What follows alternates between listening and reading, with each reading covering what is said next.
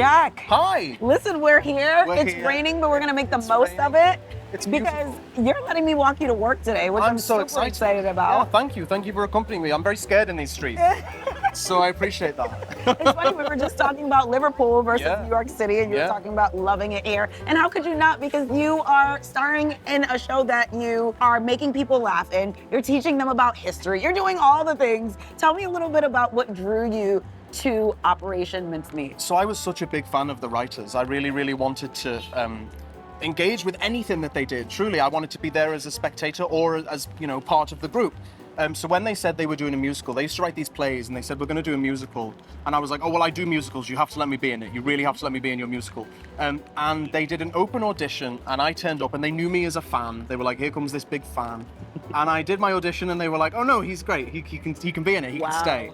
So I've been with the show ever since. So yeah, it wasn't even that I was drawn to it. It was that I was like desperate to do it. Mm-hmm. It was like, it was a must.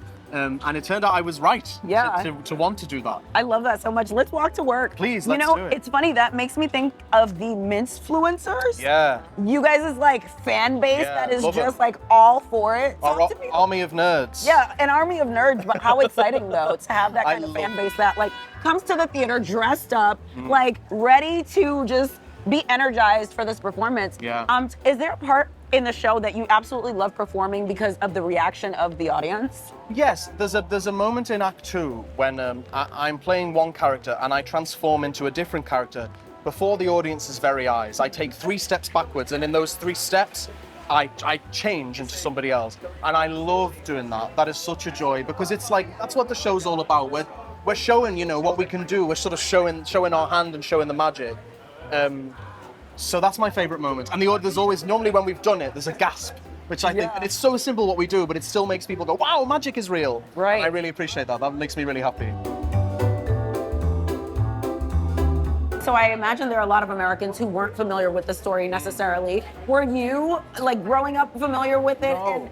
So when people hear, they come in and they say, well, we don't know the story. I'm guessing you learn it in school. Right. And we don't. Interesting. It's like a weird, obscure little story that, the story came to prominence in the last sort of 20 years is when people started to be like, oh no, okay, this is a real thing that we need to pay attention to. It really helped tip the scales that win us the war.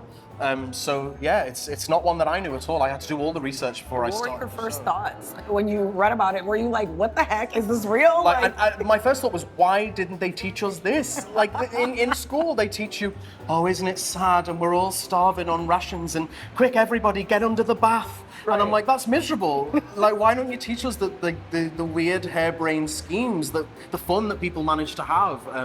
I'm really glad to know the story. It makes me look at that time in a different light. It makes me happy, I think. Well, it's pretty incredible, and it's such a learning experience, but also incredibly funny. And listen, you have a show to do. I do, yeah. So thank you for letting me take some of your time pre-show and break a leg. Thank you so much. Thank you. See you soon. See ya. Bye.